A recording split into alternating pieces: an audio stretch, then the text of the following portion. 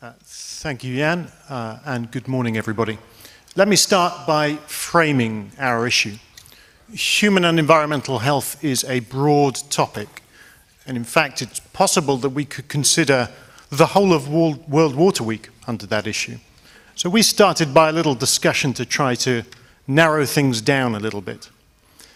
We didn't help ourselves at first because we decided that actually there was more to human health than just physical health.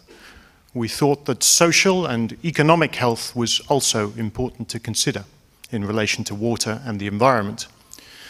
But to try and really focus our thoughts, we've considered the things we've heard which try to link environmental and human health rather than considering them separately. And in particular, we were interested to consider what works. What have we heard from around the world which seems to offer real, practical solutions? Just to introduce the team, I'm Dave Tickner. Angel will speak in a moment. I'd like to say a really heartfelt thanks to our junior rapporteurs, Hannah, Lillian, Corinne and Melissa. Without their hard work all of this week, I think my job and Angel's would have been nigh on impossible. So thank you very much, everybody. Okay, so what's new? And obviously this isn't a comprehensive selection. It is a selection nonetheless. We heard a lot about rights-based approaches. Now this concept in itself isn't new, but what we seem to be hearing more about is the application of rights-based approaches and some of the benefits these approaches might offer in terms of more empowering, sustainable, pro-poor solutions. Some of the stories we heard were from rural areas in Andhra Pradesh, in India, for example.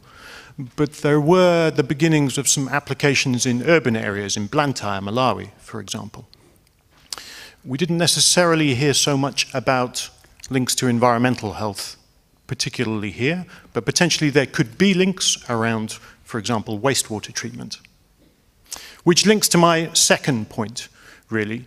There are a number of new and I think quite creative solutions being demonstrated on the ground around cities in the world which really do seem to be trying to tackle these related issues. Just to give a couple of examples, we heard about DWAT's approaches in South Asia, South Asian cities, which use human waste as a resource to try to generate biogas and so reduce pressure on precious energy resources.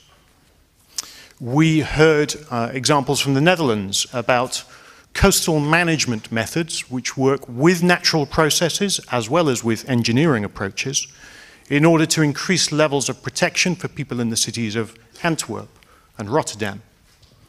And I heard one particular case study from Kampala in Uganda where management of a wetland around the city helps to treat wastewater, saving the city about $2 million a year. Moving up a scale, we also heard more this year about, I think, really strategic thinking around WASH, IWRM and ecosystem approaches. Trying to root water management in wider political economic processes. Perhaps one of the best examples was from Naivasha in Kenya, where the agriculture around Naivasha town and Lake Naivasha generates about 10% of Kenya's foreign exchange earnings. This is really significant. And that kind of knowledge can really help to motivate senior politicians to get involved in water management in a way that perhaps hasn't been possible before. Over to Angel. Thanks, David. So we went to the next slide now, what's needed, and then we have three very important and very particular messages to this, the participants of the World Water Week this year.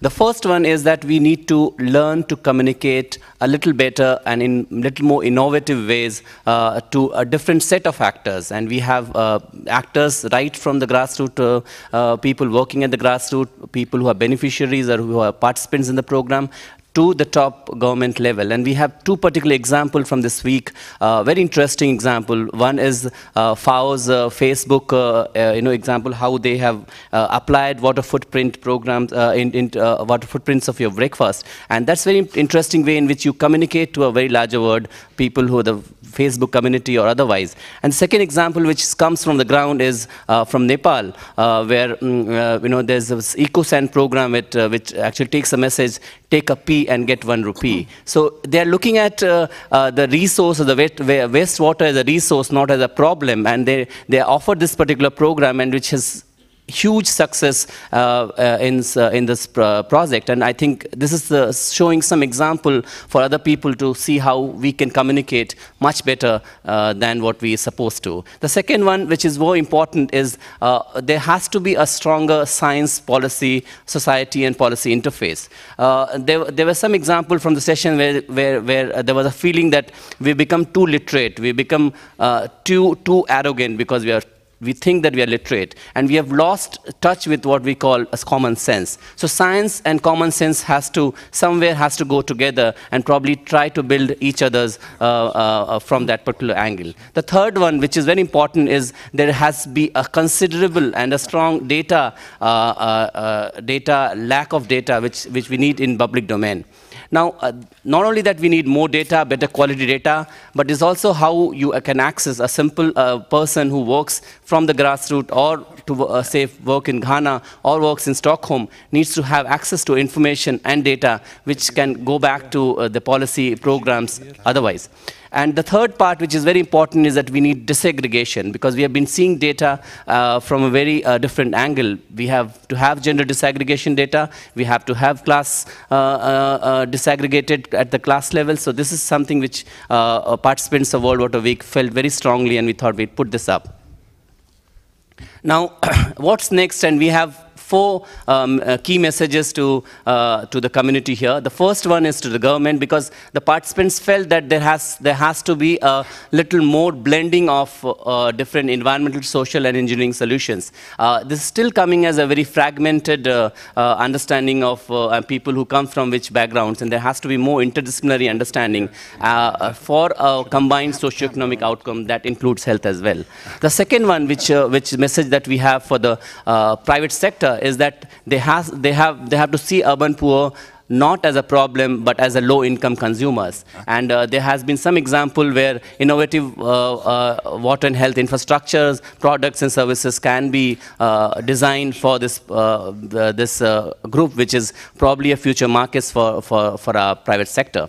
The third one is for NGOs and civil society organizations, is that there has to be a more strongly advocating for evidence-based alternative. And this is also coming from movements that there hasn't been enough efforts to reach out to a large people, and also to look at results at scale. So that's the third one. And the fourth is to the scientific community, that we probably have to better connections with the real life, and try to look into the problems from the real life solution perspective, and include the issues of poor women and men, and also the issues about ecosystem sustainability in the long run.